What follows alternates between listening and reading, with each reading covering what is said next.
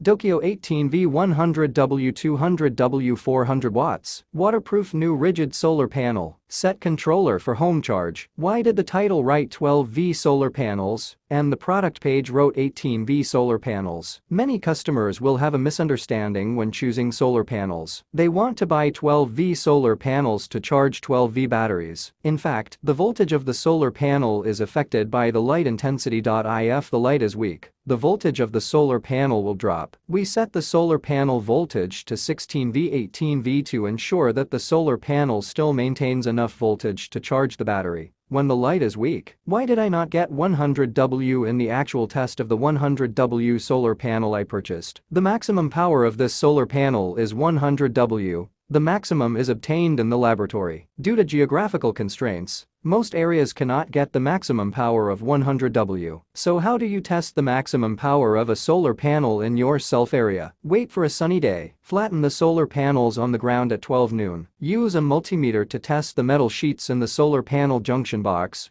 or directly test the MC4 connector.